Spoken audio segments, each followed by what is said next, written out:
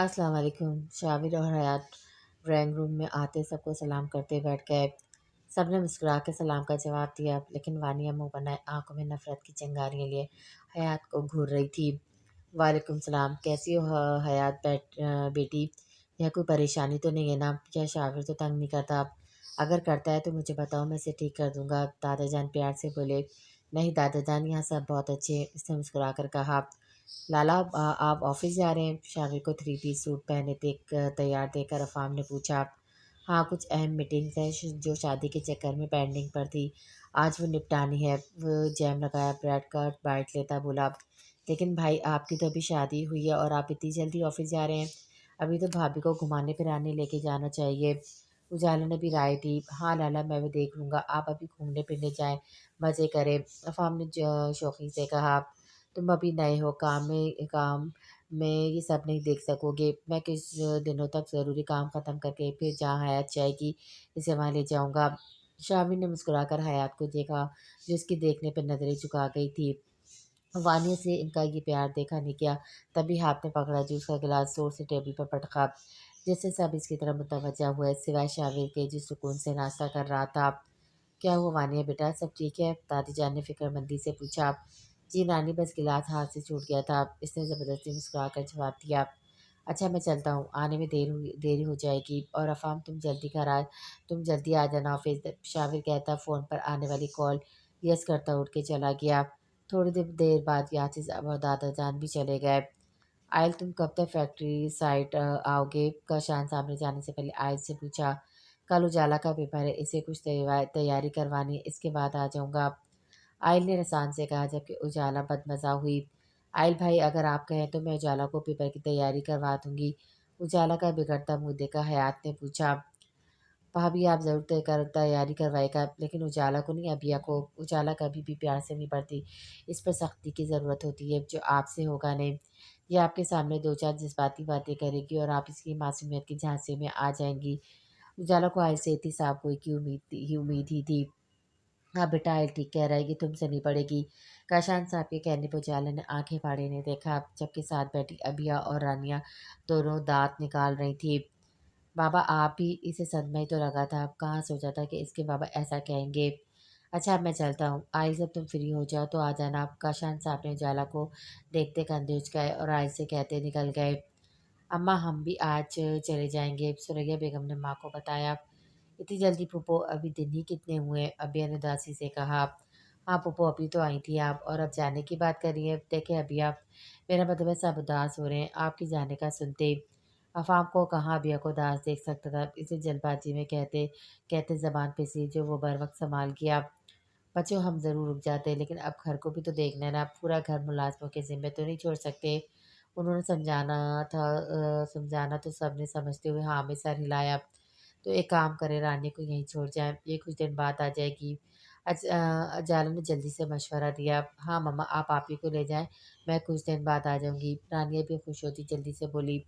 नहीं, मैं अभी नहीं जा रही, मैं तो आई ही अभी हूँ, कुछ दिन यहाँ रहूंगी। अभी तुम चली जाओ। वानिया हयात को देखती पुरसरार मुस्कुराहट से जाए बोली। नहीं वानिया, तुम्हारे बाबा तुम्हें बहुत याद कर रहे हैं, तो तुम दोनों ही साथ चलोगी। सुरैया बेगम इसे यहाँ छोड़ना नहीं चाहती थी, इसलिए बहाना बनाया। वो जानती थी इनकी बेटी सर पे रही है, ऐसा न हो यहाँ रुक के हयात शाह वीर का घर खराब करने की कोशिश करे, जो वो बिल्कुल नहीं होने दे सकती थी। अरे सुरैया, कुछ दिन की तो बात है, छोड़ दो बच्चियों को। रज़िया बेगम ने भी बात में हिस्सा लिया। नहीं भाभी, आपको तो पता है मैं घर में अकेली होती हूँ, ये दोनों होती है तो रौनक रहती है घर में। उन्होंने सहूलत से इनकार किया। अच्छा मम्मा, फिर हम कल चलेंगे, रानिया ने कहा। हाँ बेटा, कल चली जाना, आज और रुक जाओ, बच्चियों का भी दिल बहल जाएगा। दादी जान समझ गई थी कि वो वानी को क्यों यहाँ नहीं रहने देना चाहती थी, लेकिन वो अपनी नवासियों का दिल भी नहीं तोड़ सकती थी, इसलिए एक दिन और रुकने का कहा। जी अम्मा, उन्होंने हामी भरी तो सबके चेहरे पर खुशी आ गई। वानिया भी अपने दिमाग में चलते इरादों का सोचती एक तरफ मुस्कुराहट के साथ जूस का गिलास लबों से लगा गई। अब ये यार प्लीज़, क्या तुम मेरी ये शर्ट इस्त्री कर दोगी? मुझे ऑफिस जाना है, कोई मुलाजमा फ़ारिग नहीं है, वरना मैं तुम्हें नहीं बोलता। अफ़ाम ने बहाना बनाते शर्ट इसे दी। असल में तो वो अभी ऐसे ज़्यादा से ज़्यादा बातें करना चाहता था। जी मैं कर दूंगी। वो शर्ट इसके हाथ से लेती इसके कमरे में ही रखे इस्त्री के स्टैंड पे इस्त्री करने लगी। वो फ़ोन लिए सोफ़े पे बैठ गया। वो ऐसे बैठा था जैसे सारी तवज्जो फ़ोन की तरफ हो, लेकिन इसकी सारी तवज्जो तो अबिया पर थी, जो पिंक कलर के फ्रॉक में दुपट्टा लिए इसकी तरफ पुश किए खड़ी थी। लंबे बालों की चोटी इसकी कमर पे झूल रही थी। "अबिया, तुमने कभी अपने बाल नहीं कटवाए?" इसने बात करने के लिए ऐसे ही पूछा। "नहीं लाला, मुझे अपने बालों से बहुत प्यार है और आपको पता है मम्मा के बाल भी लंबे थे और मेरे से ज़्यादा खूबसूरत थे। मैंने तस्वीरों में देखा है।" वो एकदम चहके से देखते हुए बोली, कम खूबसूरत तो तुम्हारे भी नहीं है।" वो नज़रें इसके चेहरे पे जमाए बोला, सब यही कहते हैं।" मुस्कुराकर कहती वापस इस तरह की तरफ घूमी। "अब ये तुम यहाँ हो, मैं तुम्हें कब से ढूँढ रही हूँ।" रानी कमरे में आती गहरा साँस लेती बोली, "जैसे पता नहीं कितनी मेहनत कर आ रही हो।" "लो आ गई कबाब में हड्डी।" अफ़ाम ने दिल में सोचे, इसे देखते आँखें घुमाई। "मैं लाला की शर्ट इस्त्री कर रही थी। तुम बोलो कोई काम है?" अभय ने मसरूफ़ अंदाज़ में पूछा। "हाँ यार, काम ही काम है। मेरी चीज़ें नहीं मिल रही हैं, मुझे पैकिंग करनी है।" वो परेशानी से बोली, "लाला, ये आपकी शर्ट हो गई इस्त्री।" इसने शर्ट बेड पे रखी। "और तुम चलो, मैं देखती हूँ तुम्हारी चीज़ें। इधर-उधर रख देती हो, फिर मिलती नहीं है।" वो रानी का हाथ पकड़ के इसे बाहर ले गई। "अफ़ाम, शायद अभी तुम्हारे नसीब में ही नहीं है 2 घड़ी सुकून से अभय से बात करना।" वो ठंडी साँस भरता कपड़े लिए वॉशरूम में घुस गया। शाबाश! ऐसे ही याद करो, ज़रूर कामयाब होगी। वो ड्राइंग रूम में दाखिल होती उजाला को किताबों में सर दिए इसके पास बैठी। "क्या भाभी, आप भी मेरा मज़ाक उड़ा रही हैं?" वो मुँह बना के बोली। वो बेज़ार हो गई थी पढ़-पढ़ के, लेकिन आयल था कि छोड़ने का नाम ही नहीं ले रहा था। अब भी वो धमकी दे के गया था कि जब मैं वापस आऊँ तो तुम्हें याद हो गया हो, वरना आज पूरा दिन पढ़ाऊँगा। और इसकी ये धमकी कारआमद भी साबित हुई थी। तभी वो चुपचाप बैठी पढ़ रही थी। "अरे मज़ाक थोड़ी उड़ा रही हूँ, मैं तो दुआ दे रही हूँ।" इसने कंधे पर हल्के से हाथ मारते मुस्कुरा कर कहा। "काश भाभी आपकी दुआ लग जाए और मैं कामयाब हो जाऊँ।" वो हँस-हँस से बोली, "सिर्फ़ दुआ से काम नहीं चलता, इसके साथ मेहनत भी करनी होती है।" इसने समझाया। "प्लीज़ भाभी, एक आयल लाला काफ़ी है।" उसकी तरफ झुकती बेचारगी से बोली, याद कर लिया?" आयल अंदर आता बोला, "जी, बस होने वाला है।" वो हड़बड़ा के वापस किताबों पर झुक गई। "अच्छा, तुम याद करो, मैं चलती हूँ।" हयात इसकी मस्किनों जैसी शक्ल देखकर मुस्कुराहट दबाती उठकर चली गई। उजाला सारे रास्ते बंद देखती बेदिली से याद करने लगी।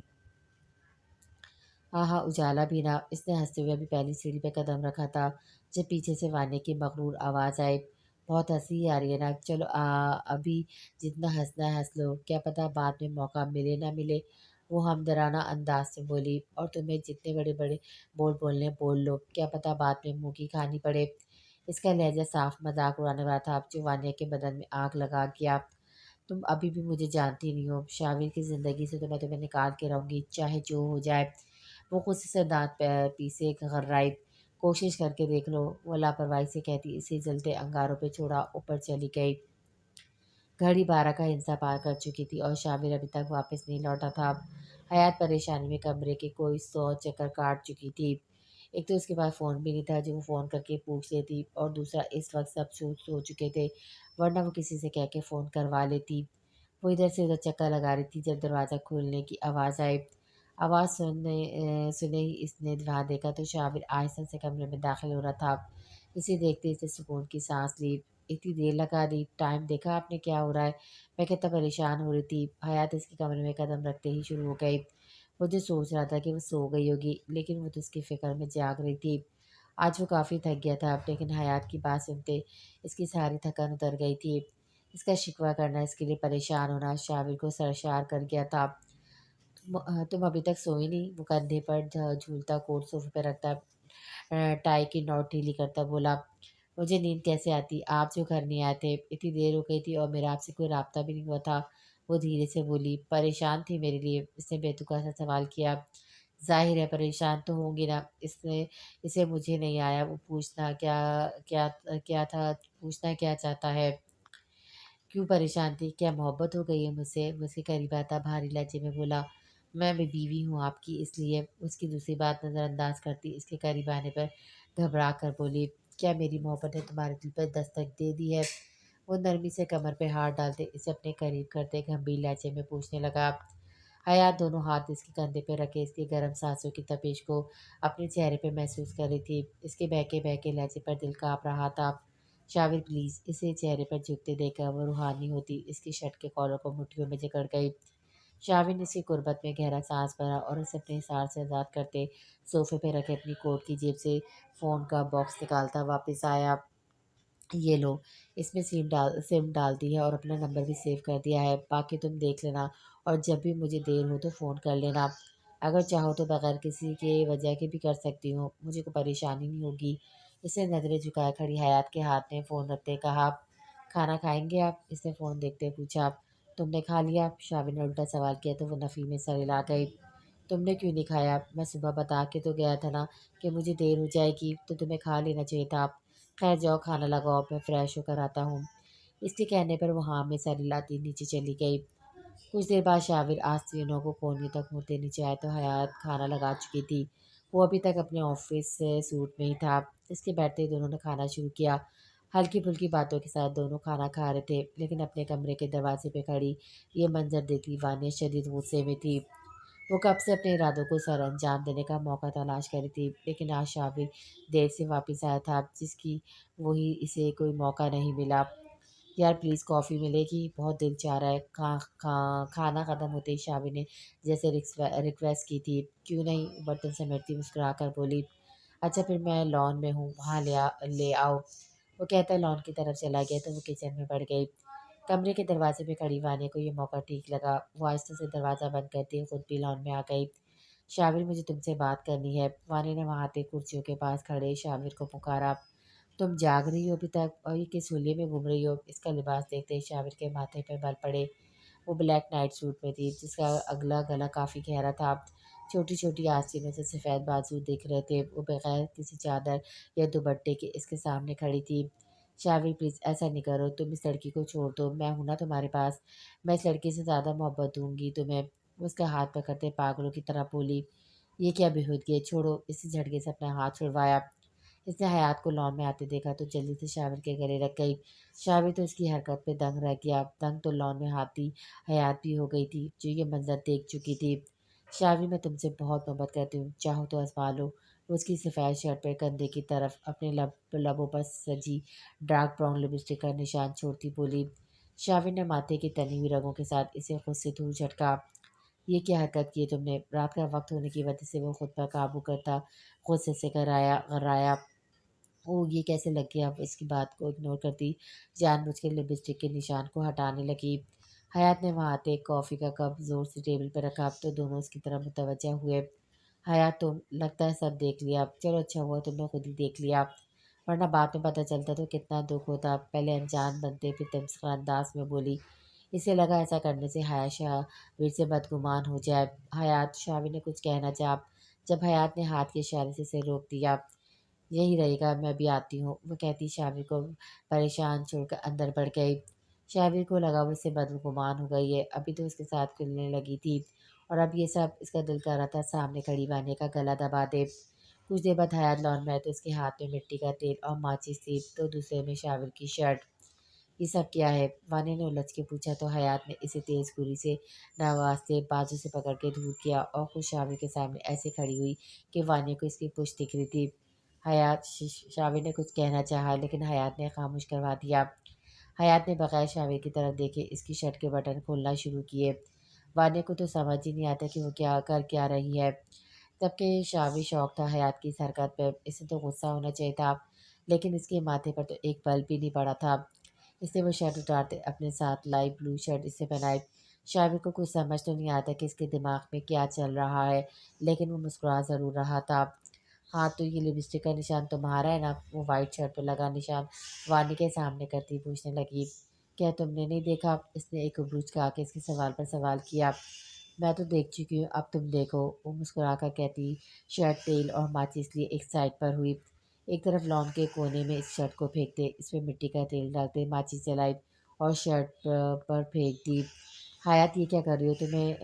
कर रही हो तुम, जल सकता है। आँख उठते ही शाबिर ने इसके पास आते से दूर किया, जबकि वानिया मुँह खोले सब देख रही थी। हयात संजीदगी से वानिया के सामने आई। मैं अपने शौर पे किसी का साया भी बर्दाश्त नहीं करती। ये तो होठों की छाप थी। सो जिस चीज़ पर छाप दी मैंने इस चीज़ को ही ख़त्म कर दिया। वो एक लफ्ज़ दबा के बोली, और यही छाप तुम्हारे शौहर पे लगी होती तो? वो साइड मुस्कुराहट के साथ पूछने लगी, तो मैं इन होठों को ही जला देती। वो मजबूत लहजे में से घूर के कहती, शामिर का हाथ पकड़े इसे अपने साथ अंदर ले गई। वानिया ने गुस्से से चलती शर्ट को देखा। हयात के अल्फाज बार बार उसके कान में गूंज रहे थे। वो तो समझ रही थी बहुत आसानी से शामिर को हासिल कर लेगी, लेकिन हयात का आज का रूप देख के इसे ये खेल मुश्किल लग रहा था। हयात वो अपने कमरे में आके इसका हाथ छोड़ती जाने लगी। जब शामिर ने इसका हाथ थामा, जी ऐसे बोली जैसे नीचे कुछ हुआ ही नहीं था। मुझे बहुत अच्छा लगा तुम्हारा मेरे लिए पॉजिटिव फ़ोन आप मुझ पे यकीन करना, इसने मोहब्बत से कहा। इसे अच्छा लगा था कि इसने माने को मुंह तोड़ जवाब दिया है। शाबिर आप मेरे शौहर हैं और मुझे आप पर पूरा यकीन है। आप मेरे अलावा किसी और लड़की की तरफ देखते भी नहीं हैं। इसने मान से मुस्कुरा कर कहा। अच्छा अगर इतना ही यकीन है तो ये दुनिया ख़त्म कर दो ना, अब तो दिल भी बेकाबू होने लगा है। इसने हयात का हाथ दिल के मुकाम पर रखा जो ज़ोर से धड़क रहा था। हाँ हाँ, एक तो आप हर बात पे ज़्यादा ही फ्री हो जाते हैं। चले सो जाएं। वो हंस के कहती अपना हाथ छुड़ाती बिस्तर की तरफ बढ़ गए। और एक आप है कि हम पर तरस ही नहीं खाती, वो भी इसी के अंदाज में कहता अपनी जगह पर आ गया। अब इसके नसीब में इंतज़ार ही लिखा था तो वही सही। वो खुश था कि हयात इस पे भरोसा करती है, यकीन करती है। और रह गई मोहब्बत तो मोहब्बत की पहली सीढ़ी ही भरोसा हो है। वो इसका भरोसा जीत चुका था तो जल्द ही मोहब्बत भी हो जानी थी। रानी सब सामान रख लिया तो नीचे आ जाओ, सब बुला रहे हैं। हयात अबिया के कमरे में रानी को बुलाने आई जो अपना सामान देख रही थी। कहीं कुछ रह तो नहीं गया? जी भाभी मैंने सब रख लिया है। वो बैग लेती कमरे से निकली। अभी वो सीढ़ियों के पास पहुंची थी कि वानिया वहां आई। वो दोनों इसे देखकर रुक गई। हयात रुकना तो नहीं चाहती थी लेकिन रानिया के रुकने पर इसे भी रुकना पड़ा। रानिया तुम चलो, मुझे हयात से कुछ बात करनी है। वानिया के कहने पर रानिया नीचे की जाने पड़ गई। क्या बात करनी, जल्दी बोलो। हयात बेजारियत से हाथ बांधे इधर उधर देखकर बोली। सॉरी हयात, कल जो कुछ भी हुआ मुझे ऐसा नहीं करना चाहिए था, इसने शर्मिंदगी से कहा। हयात ने टेढ़ी नजरों से उसके चेहरे को देखा जैसे खोज रही है कि वह सच भी बोल रही है या नहीं। मैं जानती हूँ तुम मेरी बातों को झूठ समझ रही होगी, लेकिन मैं सच में शर्मिंदा हूँ अपनी कल की हरकत पर। मैं शाबिर से प्यार करती थी इसलिए सब कर गई, लेकिन अब मुझे रियलाइज़ हो गया है कि वो सिर्फ तुम्हारा है, वो मेरे नसीब में कभी था ही नहीं। इसलिए क्यों ना अब हम अपने बीच की नफरत को ख़त्म करके दोस्त बन जाएं। वो फीकी सी मुस्कुराहट के साथ उम्मीद से बोली। हयात ने बहुत जांचना चाहा कि शायद इसे कहीं झूठ दिख जाए, लेकिन इसे वहाँ शर्मिंदगी की जगह और कुछ ना दिखा। वानिया मैंने तो पहले भी तुमसे नफ़रत नहीं की थी, ये तुम ही थी जो नफ़रत का रिश्ता निभा रही थी। मुझे खुशी है कि तुम अपनी गलती पर शर्मिंदा हो, उम्मीद करती हूँ कि हम अच्छे दोस्त बनेंगे। हयात ने बड़े दिल का मुजाहरा करते हुए वानिया को गले लगाया। थैंक यू हयात, तुम वाकई बहुत अच्छी हो। वानिया भी मुस्कुरा कर इसे गले लग गई। चलो अब नीचे चलें, सब इंतज़ार कर रहे होंगे, हयात कहती उसे साथ लिए नीचे बैठ बढ़ गई। अच्छा हयात अब हम चलते हैं, अब तुम लोग आना हमारे घर। सुरैया बेगम हयात के साथ वानिया को देख के थोड़ा सा परेशान हुई थी, लेकिन कोई भी रिएक्ट किए बगैर आगे बढ़ती हयात से मिली। ज़रूर फूफो, हम ज़रूर आएंगे। वो भी इनसे खुश दिली से मिली। थोड़ी देर बाद वो लोग अपनी मंजिल की तरफ रवाना हो गए। कुछ दिन बाद दोपहर का वक्त होने की वजह से सब अपने कमरों में आराम कर रहे थे, जबकि हयात बोर होती अलमारी सेट करने बैठ गई। जब कपड़े अपने हिसाब से रखने के लिए निकाले तो इनमें अपनी चादर जैसी चादर देखकर हैरान हुई। ये तो मेरी चादर जैसी लग रही है। इसे निकालते खोल के देखा, ये तो मेरी है, लेकिन ये यहाँ कैसे? उजाला तो बोल रही थी वो रख के भूल गई है, लेकिन ये तो यहाँ से निकली है। इसे थोड़ी थोड़ी बात समझ आने लगी। टन टन वो चादर वहीं छोड़ ड्रेसिंग पर रखे अपने फ़ोन की तरफ मुतवज्जा हुई। हेलो, शामिर का फ़ोन आते देखकर जल्दी से उठाया। क्या कर रही थी? उसने प्यार से पूछा। हाँ मैं जानता हूँ, मुझे याद कर रही थी। उसके बोलने से पहले ही शुरू हो गया। खुशफहमी है आपकी, वो भी डरा कर बोली। हाय जालिम लड़की, दिल रखने के लिए कह देती। वो मसनूई उदासी से बोला तो वो हंस दी। अच्छा सुनो, शाम में एक बिजनेस पार्टी में जाना है तो तैयार है ना? आप जिस बात के लिए इसे फ़ोन किया था वो बताई। लेकिन मैं जाके क्या करूँगी? आप चले जाएं, इसने इनकार करना चाहा। वहाँ सब अपनी बीवियों के साथ आए होंगे और तुम चाहती हो कि मैं अकेला चला जाऊँ? ये तो गलत बात है ना। इसलिए अब मैं कोई एक्सक्यूज़ नहीं सुनूंगा। शाम में तैयार है ना, और मेरे कपड़े भी निकाल देना। बाकी बातें आके होंगी। हयात ने ओके कहते अल्लाह हाफिज़ कहा और फ़ोन रखते शाम की तैयारी देखने लगी। चलें, वो घड़ी बांधते मुड़कर हयात से बोला जो कब से इसके इंतज़ार में खड़ी थी। अच्छा बताएं कौन सी चादर लूँ? इसके कहने पे हयात दो चादर लिए इसके सामने आई। ये तुम्हें कहाँ से मिली? वो हयात की पुरानी चादर देखकर बोला। ये तो आप बताएंगे कि ये चादर आपके पास कहाँ से आई, क्योंकि ये तो मैंने उजाला को दी थी। इसने एक भ्रू उचकाई। मैंने ही उजाला के कमरे से ली थी क्योंकि तुम्हारी चीज़ मैं अपने पास रखना चाहता था। वो बगैर घुमाए फिराए साफ साफ बोला, आपसे एक सवाल पूछूं? हयात ने कहा, पूछो।" वो मुस्कुराया, कब से मोहब्बत करते हैं आप मुझसे? कब से दिल में रखा सवाल आखिर पूछ ही लिया? जब से तुम्हें अस्पताल में देखा था, बस जभी इन आँखों में दिल डूब गया था। मैंने बहुत कोशिश की अपनी कैफ़े से भागने की, लेकिन नहीं भाग सका और तुम दोबारा मेरे सामने आई। वो मोहब्बत से कहते इसके करीब होता, कमर पे हाथ डालते अपने साथ लगा गया। हयात सांस रोके इसे सुन रही थी। दिल अजीब ही लेत में धड़क रहा था। इसे अपना आप बहुत नायाब लग रहा था। इसने सोचा भी नहीं था कि कोई इस हद तक चाहता होगा। हयात, तुम कब मेरे सीने में दिल बन के धड़कने लगी, मुझे खुद भी अंदाज़ा नहीं हुआ। लेकिन जब तुम्हारी शादी का सुना तो मैं बर्दाश्त नहीं कर सका। तुम किसी और की हो जाओगी, बस इसलिए इस वक्त जो सही लगा कर गुजरा। सियाह आँखों, बुरी आँखों में गड़ी हुई थी। वो अभी इसके चेहरे पे झुकता है कि दरवाज़ा बजने पर दोनों एक दूसरे से अलग हुए। आ जाओ, शावी दरवाजे को घूरता बोला तो हयात अपनी हंसी दबा गई। भाई, रोमांस बाद में कर लेगा, अभी आ जाए, देर हो रही है। अगर मुझे रास्ता पता होता तो कभी आपको डिस्टर्ब ना करता। अफ़ाम अंदर आता शावी के घूरने पर शरारत से बोला, आ रहा हूँ मैं, तुम जाओ। इसकी आंखें देखने पर वो बेशर्मों की तरह दांत दिखाता चला गया। अच्छे खासे मूड का सत्यानाश कर दिया। इसने सर झटका। हाँ हाँ, आप चले, देर हो रही है। वो हंसती हुई बैग उठा के दरवाजे तक आई तो वो भी बुरा सा मुंह बनाता इसके पीछे हो लिया। अभिया, तुम भी कहीं जा रही हो? वो लोग नीचे आए तो अभिया को तैयार खड़ा देखा हयात ने पूछा, जी भाभी, ये मेरे साथ जा रही है। अब भाई के साथ आप जा रही हैं तो मैं अकेला जाता अच्छा लगता? अभिया की जगह फार्म ने जवाब दिया, मैं तो उजाला को भी लेके जाना चाहता था, लेकिन इसके पेपर्स की वजह से आयल लाला ने मना कर दिया, इसलिए अब सिर्फ अभिया जा रही है। और फिक्र नहीं करे, हम कबाब में हड्डी नहीं बनेंगे, हम अलग से जाएंगे। वो शोखी से बोला तो शावरी से घूर कर रह गया। ज़्यादा बातें न बनाओ, देर हो रही है, चलो। शाविर कहता इनके सामने हयात का हाथ पकड़े बाहर निकल गया। हयात तो गड़बड़ा कर रह गई यूं सबके सामने हाथ पकड़ने पर। पीछे अभी और अफाम मुस्कुराते बाहर बढ़ गए। अच्छी लग रही हो, गाड़ी में छाई खामोशी को अफाम ने तोड़ा। थैंक यू लाला, मुस्कुरा कर कहती वापस बाहर के मनाजिर देखने लगी। अभी आप पर्पल कलर का सूट पहने हल्का सा तैयार हुई हुई भी बहुत अच्छी लग रही थी। एक तो तुम्हारा लाला, जल्दी दादी से बात करनी होगी। वो बड़बड़ाया, क्या कुछ कहा आपने? इसे समझ नहीं आया कि इसने क्या बोला है। नहीं, मैं पूछ रहा था तुम्हारी पढ़ाई कैसी जा रही है और पेपर्स कब हैं? इसने संभल कर कहा, पेपर जल्दी शुरू होने वाले और तैयारी भी आइल लाला काफ़ी करवा चुके हैं, इसने बताया। अच्छा, जल्दी हो ताकि मैं शादी की बात करूं। अफाम के मुंह से बेसाख्ता निकला, किसकी शादी? इसने उलझ उलझ के नासमझी से पूछा। शादी? तुम्हें शादी सुनाई दिया? हाँ हाँ, मैंने पार्टी बोला है। अच्छा है ना, और जाला और तुम्हारे पेपर्स ख़त्म हो जाएंगे, फिर घर पर दावत रखेंगे, घूमने जाएंगे, मज़ा आएगा। इसे जल्दी से गड़बड़ा के बात बनाई, लेकिन पेपर तो हर साल होते, इसमें ऐसी कौन सी दावत रखने वाली बात है? इसने मासूमियत से पूछा। ओहो यार, छोड़ो, और तुम बाहर देखो, कितना खूबसूरत नज़र आए ना। अफाम ने से बातों से हटाते बाहर की तरफ मुतवज्जा करना चाहा जिसमें वो कामयाबी हुआ था।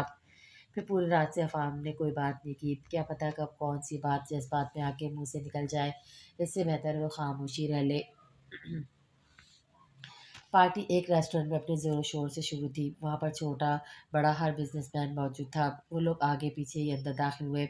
हयात जानती थी बिजनेस पार्टियों में लड़कियां कैसी ड्रेसिंग करती है, इसलिए इसने तो कोई रिएक्शन नहीं दिया था। लेकिन अभिया का मुंह खुला का रह गया था इनके कपड़े देख के, जिसमें किसी की आधी टांगें नंगी थी तो किसी का एक बाजू, किसी के दोनों ही बाजू नहीं थे, तो किसी की साड़ी इतनी बोल थी कि अभिया को देख कर शर्म आ रही थी। अगर मुझे पता होता कि ऐसी होती है बिज़नेस पार्टियाँ तो मैं कभी नहीं आती। तौबा है इतनी बेहाई, ऐसा तो मैंने सिर्फ टीवियों में देखा था। सर झुकाए दरवाजे पे रख के बड़बड़ाई, हकीकत में भी देख लेना। अब अंदर चलें? अफाम कहता है इसे अपने साथ ले अंदर बढ़ा। हेलो आयश, कैसे हो? शामी आयश को देखते से मिला। मैं ठीक हूँ, तुम सुनाओ? इसने मुस्कुरा कर कहा। मैं ठीक हूँ आयश, ये मेरी वाइफ है हयात, और हयात की आयश है, जो इस दिन होटल में मिला था। शामी ने तारुफ करवाया। कैसी हैं आप भाभी? इसने खुश दिली से खैरियत दरियाफ़्त की। मैं ठीक हूँ, इसने भी मुस्कुरा कर जवाब दिया। अरे आयश, कैसे हो? अफ़ाम भी वहाँ आता मिला। मैं ठीक हूँ, इसने अबिया को देखते जवाब दिया। ये आयश ने अबिया का पूछा। ये मेरी बहन है अबिया। अफ़ाम सोच ही रहा था कि क्या कहे, लेकिन इतने में शावी ने कह के इसकी मुश्किल आसान कर दी। अबिया, वो ज़ेर अपने बोला, एक्सक्यूज़ मी। वो लोग एक्सक्यूज़ करते दूसरे लोगों से मिलने गए लगे। हेलो शामिल, कौन है ये प्रिटी प्रिंसेस? मिस्टर खावर ने हयात का जायजा लेते हुए शोखी से पूछा। इसकी नज़र हयात पे महसूस करते शाविर ने गुस्सा ज़ब्त करते हयात की कमर में हाथ डलते अपने साथ लगाया। तो हयात इतने सारे लोगों की मौजूदगी में इस हरकत पे गड़बड़ा गई। ये मेरी वाइफ़ है, इसने मोहब्बत भरे लहजे में कहा। बड़ी अच्छी किस्मत है जो इतनी अच्छी वाइफ़ मिली है। वो अब भी नज़रें हयात के वजूद पे गाड़े बोला, बिल्कुल मैं अपनी वाइफ़ से इतनी मोहब्बत करता हूँ कि इसकी तरफ नज़र उठा के देखने वालों की आंखें नोच लूँ। बज़ाहिर आराम से कहा था, लेकिन बाद में छुपे मतलब को समझते मिस्टर खावर एक्सक्यूज़ करते चले गए। शावी छोड़े, इसके जाते हयात ने आहिस्ता से कहा, क्यों? आईब्रूज का पूछा, ऐसे अच्छा नहीं लगता। इसे समझाना चाहा, तुम मेरी बीवी हो, कोई गैर नहीं समझी। इसने सख्ती से कहा। इसे अभी भी गुस्सा आ रहा था खावर पर। इसका बस चलता तो वाकई आंखें नोच लेता। इसके लहजे की सख्ती में हयात को चुप लग गई। वो समझ गई कि शाविर को क्यों गुस्सा आ रहा है। इसके बाद एक पल के लिए भी शाविर ने हयात की कमर से हाथ नहीं उठाया था। ना हयात ने दोबारा कहा था, अब ये तुम यहीं बैठो, मैं वॉशरूम से होकर आया। लाला और भाभी भी यहीं हैं, अगर तुम इनके पास जाना चाहती हो तो चली जाओ। अफाम उठते हुए बोला, नहीं मैं यहीं ठीक हूँ, आप जल्दी आएगा बस। अबिया के कहने पर वो हाँ में सर हिलाता चला गया। कैसी हैं आप? अबिया को अकेला देख आयशा के पास आया। जी मैं ठीक हूँ। वो घबरा कर इधर देखती बोली, लगता है आपने पहली बार ऐसी पार्टी अटेंड की है, तभी आप यहाँ अनकम्फर्टेबल फील कर रही हैं। उसके सामने वाली कुर्सी के सिकता बैठा। जी आपको कैसे पता? इसने हैरत से देखा।